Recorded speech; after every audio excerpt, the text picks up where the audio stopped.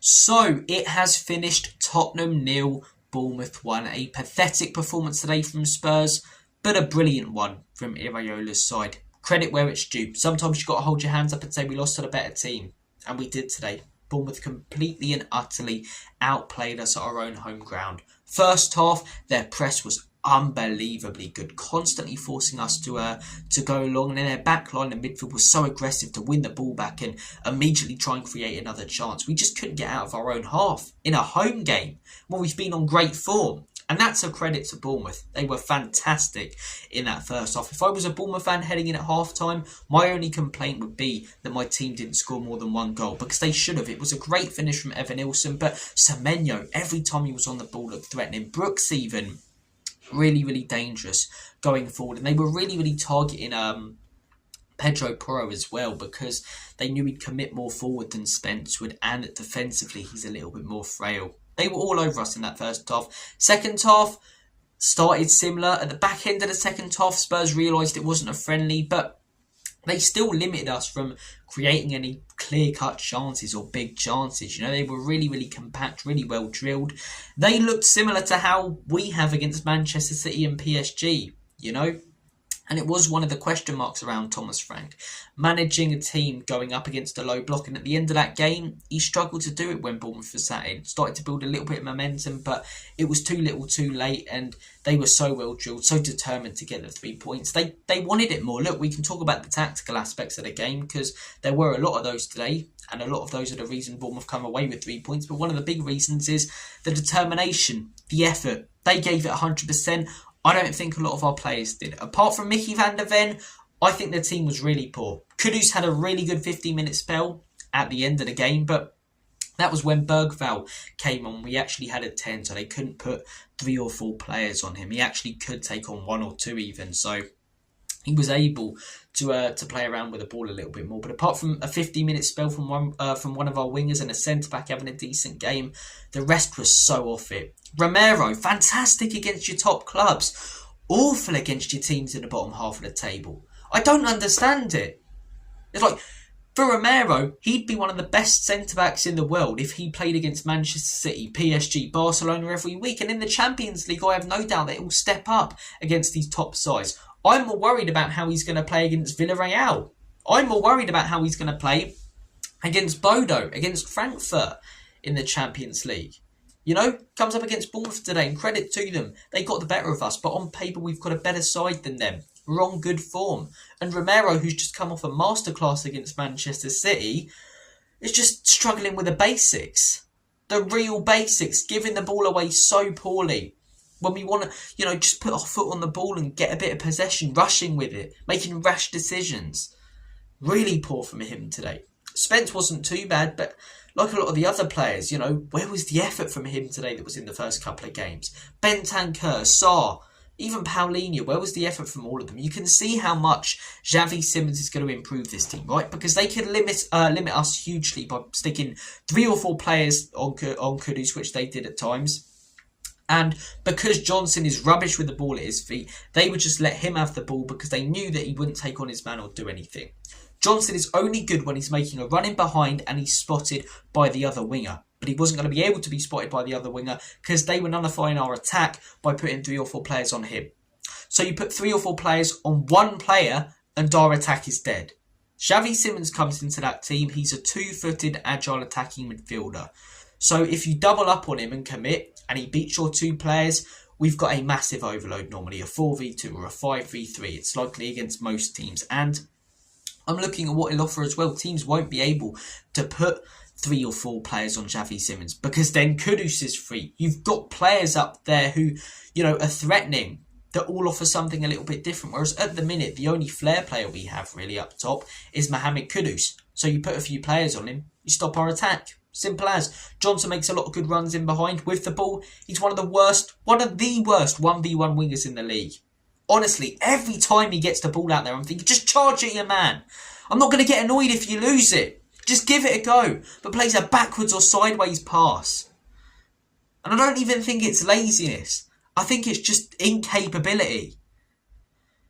Richarlison, you know, giving him a lot of heavy praise over the last couple of game weeks. But I'm seeing people going, oh, R9, I'd rather have him than Gyökeres. I'd rather have him than this player. I'm like, what are you on about, man? Credit where it's due. He's playing well. Let's give him credit. But 2 good games isn't going to change the fact that in 3 years at Spurs, he hasn't been great at all. He's injury prone and struggles a lot to do the basics.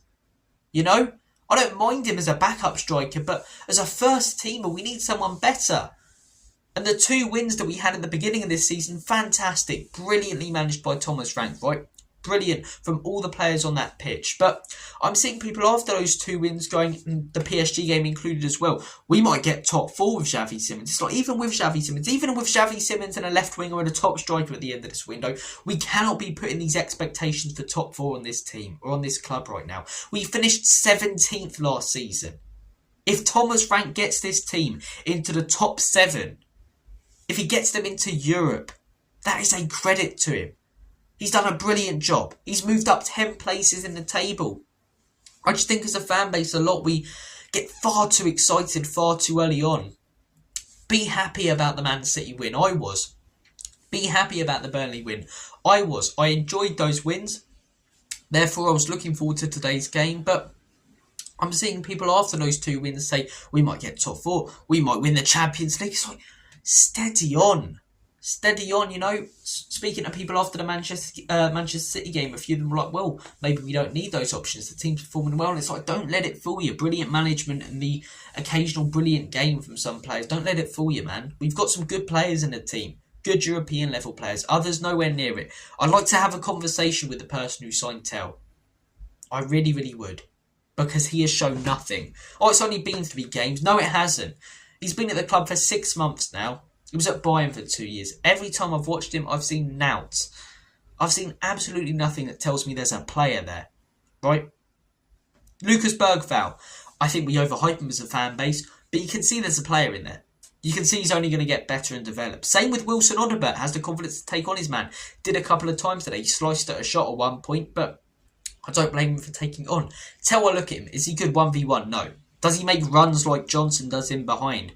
To almost sort of make up for 1v1. You can argue if that does with Johnson. I'd probably actually say no, so I'm quite hypocritical there. But does he even make runs in behind? No. Is he really active then? Does he have a great work rate? Not really. Is he technically good? Can he beat a couple of players, if he drives into the midfield? No. What does he offer as a winger, as an attacking player? As an attacking player, you want people that are going to either create goal-scoring opportunities or score goals. Does he do either? No. So why? Why have we spunked 30 million on this fella? Danzo, I don't mind spending the money on. Odobert even, there's a player there, but this guy, I just don't see it, man. I don't see it. This is the thing, we can't just expect suddenly that this team's going to get into the top 4. We've got 2 brilliant wins in our first couple of game weeks because Thomas Frank did brilliant. He messed up today. Cool, he said we're going to lose football games heading into this season. We lost today. I don't want to see huge meltdowns though from people. Huge meltdowns saying, we've got to question Frank. We've got to question this. It's like, hold your horses, man. Finished 17th last season. 7th is a good season. I'm predicting us to finish 7th or 8th this season. And if we get 7th, I think that's a good season. Especially if we can get out the league phase in the Champions League. Just because we signed a few good players, we can't suddenly think with Barcelona. I'm really happy with the 3 signings we've got. But we still need another 1 or 2, in my opinion. I think we need a better striker, a left wing, and then you start looking at the defence. But really, really poor performance. If you're analysing today, just today, really, really poor. Thomas Frank got it tactically wrong. Not going to criticise his substitutions remotely, though, because he didn't have any options, really. Who are you going to bring on to change the game? Tell, Odobert. Not the best options coming off the bench, are they? And I think he did the subs at the right time. That's where if you have a few good options coming off the bench, you could change the game. And with a Xavi Simons, maybe we unlock a defence like this. But we can't put unrealistic expectations on this manager and even this team because a lot of this team aren't good enough. A lot of them are the same players that contribute to us finishing 17th last season. And Thomas Frank, it's his first season in charge, man. Let's give him some time. Let's get behind him. I don't want to see anyone saying Frank out or questioning Frank until at least this season's gone by. Let's give him some time, man. He's shown that he can do it. A 2-0 win against Man City. A 3-0 win against Burnley. outplaying the champions of Europe and the best side in the world for 80 minutes, and it's not Chelsea. Come on. Just because they won a Mickey Mouse Cup and trophy in the summer, it's not them. But outplaying them, he's shown that he could be a successful manager. I really do believe this guy, and I believe if we give him the options, he can be successful. If we give him the players, it really, really can work. But today he got it wrong. Today the players were poor, and today was our first bad day. Manager said we lose football games. This is the first loss. Hopefully not too many in the near future. We always lose heading into international breaks as well, and it's so stinky, man, because you just got such a 2 weeks just to think about that loss, and it's just like, why can't we actually just head into an international break for once happy? We never head into them happy. Transfer deadline day on Monday though. See what happens there. Hopefully we sign a winger. If we get in someone like Savio, I'll be very, very happy with this window. If we don't sign anyone, window scores probably about 6 or 7. Need another 1 or 2 players, but it's going to take time for things to click under this manager and at this football club. Today, though, very poor performance, outplayed by Bournemouth. Credit where it's due, they were the better team. Guys, I'm going to make like a banana and split. Have a smashing rest of your day and weekend. And as always, come on, you Spurs.